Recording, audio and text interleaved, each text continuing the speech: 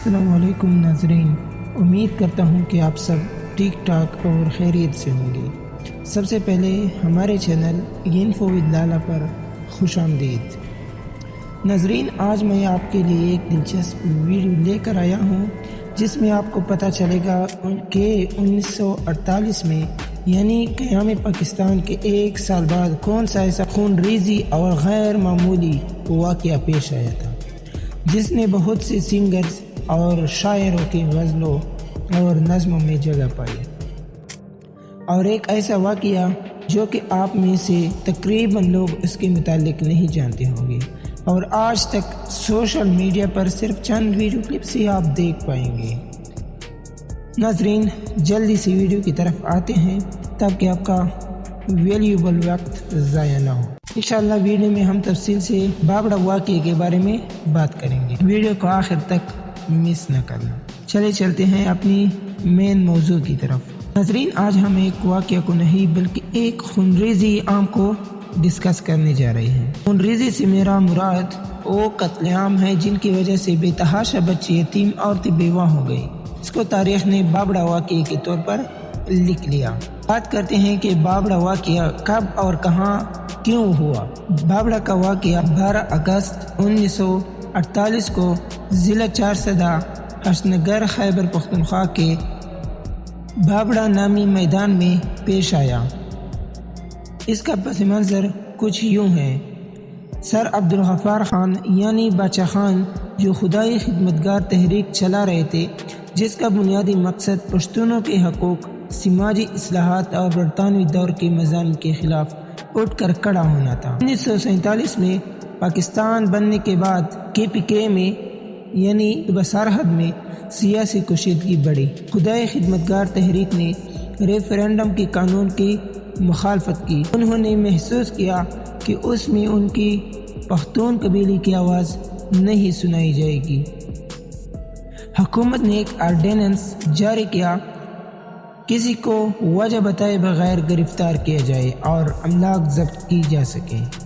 اس طرح خدائی خدمتگار تحریک کے کارکنان کو قید کر لیا گیا، جس کے رد عمل میں مظاہرین نے چارسدہ سے بابڑا میدان تک مارچ کیا تاکہ اپنے رہنماؤں کی رہائی کے خلاف احتجاج اور خدائی خدمتگار کے حقوق کا مطالبہ کیا جا سکے۔ جب وہ بابڑا میدان پہنچے تو صوبائی وزیر اعلیٰ عبدالقیوم خان کا حکم آیا کہ پولیس مظاہرین پر فائر کھولے۔ تب پولیس نے ایسا ہی کر ڈالا۔ بیان کیا گیا کہ کچھ لوگ زخمی ہونے پر قریبی دریا کابل دریا یا ایک آبی نالہ کی طرف بھاگے تاکہ اپنی جان بچائے کیونکہ راستے بند کیے گئے تھے۔ خواتین نے قرآن اٹھا کر مظاہرین کو روکنے کی کوشش کی۔ امید تھی کہ اس سے پولیس کا رویہ نرم ہوگا، مگر یہ کوشش بھی ناکام ہوئی۔ واقعے کے بعد خدائی خدمتگار تحریک پر پابندی لگا دی گئی اور تحریک کے بہت سے کارکن گرفتار کیے گئے۔ تحریک کے مراکز خاص طور پر چارسدہ کے گرد علاقوں میں تباہ کیے گئے۔ حکومت نے احتجاج کرنے والوں کے گھر بھی ضبط کرنے کی کارروائیاں کی۔ کسی اعلیٰ سطح کی قانونی انکوائری نہیں ہوئی یا ذمہ داروں کے خلاف کارروائی کم ہوئی۔ متاثرین اور ان کے خاندانوں کو انصاف کے حصول میں مشکلات ہوئی۔ ایک اور دلخراش بات یہ ہے کہ جتنی گولیاں مظاہرین کو مارنے کے لیے استعمال ہوئی اس کا خرچہ بھی متاثرین پر عائد کیا گیا کہ وہ بھی آپ لوگ ہی ادا کریں گے۔ ناظرین، یہ پاکستان بننے کے بعد سب سے پہلا قتل عام تھا جس میں تقریباً خدائی خدمتگار تحریک کی رپورٹ کے مطابق 750 کے آس پاس لوگ مر گئے اور 1000 سے زیادہ زخمی ہوئے۔ اب سوال یہ اٹھتا ہے کہ کیا باچا خان وہ تحریک چلا رہا تھا جو غلط تھی؟ تو یقیناً جواب نہیں ہے۔ پھر حکومت نے ایسا کیوں کیا؟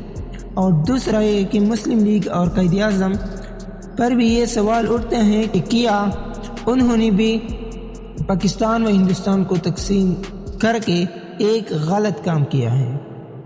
تو یقیناً جواب نہیں ہے۔ پھر ایسا کیوں ہوا؟ باچا خان نے کیوں اسے غلط قرار دیا اور مسلم لیگ نے باچا خان کو کیوں غلط قرار دیا؟ مختصراً صرف ہم یہ کہہ سکتے ہیں کہ باچا خان کا یہ موقف تھا کہ ہندو اور مسلمان ایک ساتھ رہ کر اپنی زندگی امن کے ساتھ گزار سکتے ہیں، جبکہ مسلم لیگ کا یہ موقف تھا کہ اگر ہندو اور مسلمان ایک ساتھ رہیں تو بعد میں مختلف مواقع پر خون ریزی بھی ہو سکتی ہے اور خانہ جنگی بھی ہو سکتی ہیں، کیونکہ قائد اعظم اس وقت بھی جانتے تھے کہ ہندو اور مسلمان میں فرقہ واریت کی کوئی حد نہیں۔ تو ناظرین، آج کے لیے صرف اتنا ہی کافی ہے۔ اگر ویڈیو اچھی لگی ہو تو ویڈیو کو لائک کرنا نہ بھولیں، اور ساتھ ہی اگر ہمارے چینل پر آپ نئے ہیں تو چینل کو سبسکرائب کرنا بھی نہ بھولیں، ساتھ ہی بیل آئیکن کو ضرور پریس کیجیے تاکہ ہماری ہر نئی ویڈیو سب سے پہلے آپ تک پہنچ سکے۔ اپنا بہت سارا خیال رکھے گا۔ والسلام۔